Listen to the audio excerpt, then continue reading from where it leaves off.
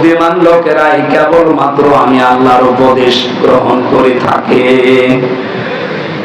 আল্লাহর উপদেশ তাদের জন্য কাজেও লাগবে। আল্লাহ পাক বলেন, ফাদাক্কির বিল কুরআনি মান ইয়াখাফু ওয়াঈদ।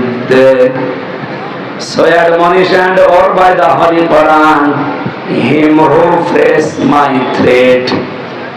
হে নবী, কোরআন দিয়ে এই বুদ্ধিমান মানুষগুলোকে সুসংবাদ দেন, সতর্ক করেন যে মানুষগুলোর ভেতরে আল্লাহর ধমকের ভয় আছে। আমরা যত বড় শরীরের অধিকার হই, যতদিন ক্ষমতায় থাকি না কেন, মুসলমান যারা দাবি করছি, অবশ্যই আমাদের ভেতরে আল্লাহর ধমকের ভয় আছে। এই কথা বলেন। এখানে আমরা যেহেতু বুদ্ধিমান, আল্লাহর ধমককে আমরা ভয় করি, তার উপদেশ আমাদের কাছে আসবে। আল্লাহ এবার উপদেশ আরম্ভ করছেন। আল্লাহ রাব্বুল আলামিন বলেন, বুদ্ধিমান বিবেক সম্পন্ন মানুষ কারা জানো?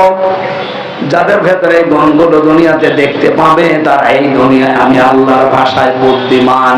আল্লাযীনা ইউফুনা বিআহদিল্লাহ ওয়া লা ইয়ানকুদুনাল মিসাক।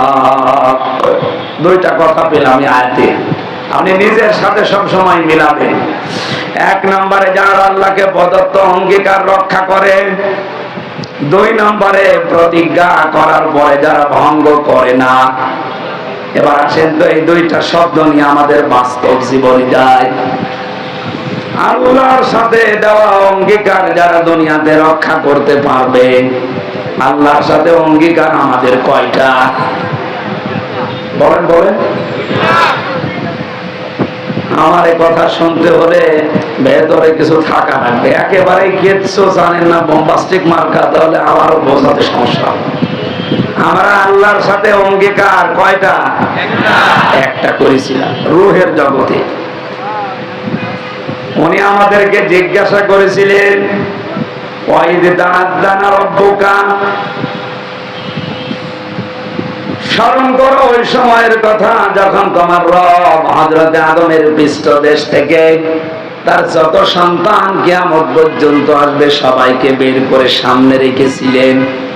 জিজ্ঞাসা করেছিলেন, আলাস্তু বিরব্বিকুম, আমি কি তোমাদের রব না?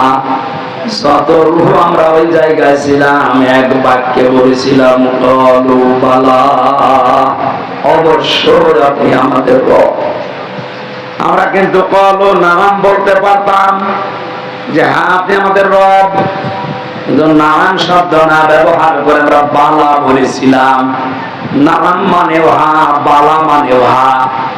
নাম মানে এমনিতেই হা, আর বালা মানে গ্যারান্টি দিয়ে হা।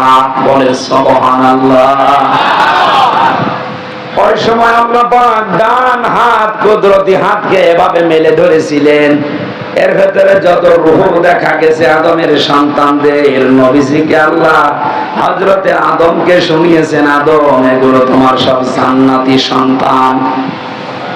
বাম হাত এভাবে বের করে যখন মেলে ধরলেন, এখানে যে রূহগুলো ছিল আল্লাহ পাক বলেছিলেন এগুলো তোমার সব জাহান্নামী সন্তান, দুর্ভাগায়েরা। আমাদের এখন প্রশ্ন আসতে পারে, তাহলে দুই হাতের ভেতরে আমরা যে হাতে আছি, ওই হাতের ভেতরে যদি থাকতে পারি, তাহলে আর ভালো কাজ করেই করবো কি, আর খারাপ কাজ করেই করবো কি? যা লেখা হওয়ার হয়ে গেছে নাকি?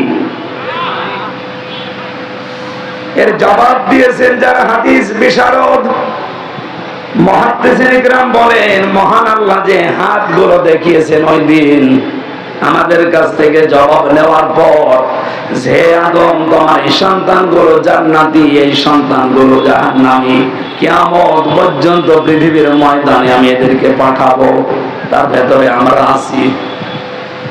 জবাব হচ্ছে এইটাই, যাদেরকে আল্লাহ ডান হাত থেকে বের করেছিলেন, কিয়ামত পর্যন্ত ওরা আসবে দুনিয়ায়, ওদেরকে দিয়ে আল্লাহ জান্নাতে যাওয়ার কাজগুলো করিয়ে নেবেন। রাত 3:30টার সময় ঘুমিয়েছেন, 4:30টার সময় আজান দিচ্ছে ফজরের, মাত্র 45-50 মিনিট ঘুম হওয়ার পরে স্ত্রী ডাক দিচ্ছে, তাড়াতাড়ি করে ওঠো, ফজরের নামাজের সময় হয়ে গেছে। ও তাড়াতাড়ি উঠে নামাজ পড়তে পারলে ওর কাছে আনন্দ লাগে। একটা বলে না কেন? ঠিক আর একটা লোক রাত 9টার সময় ঘুমিয়েছে, রাত 4:30টার সময় আপনি তারে ডাক দিচ্ছেন, 8-9 ঘন্টা মরণের ঘুম ঘুমিয়েছে, ফজরের নামাজে ডাক দিলে এখনো পর্যন্ত বলে আমার ঘুম হয়নি, ডিস্টার্ব করলি কেন? আপনি ধরে নিতে পারেন আপনি আছেন ডান হাতে আর ওই লোকটা আছে ওই বাম হাতে।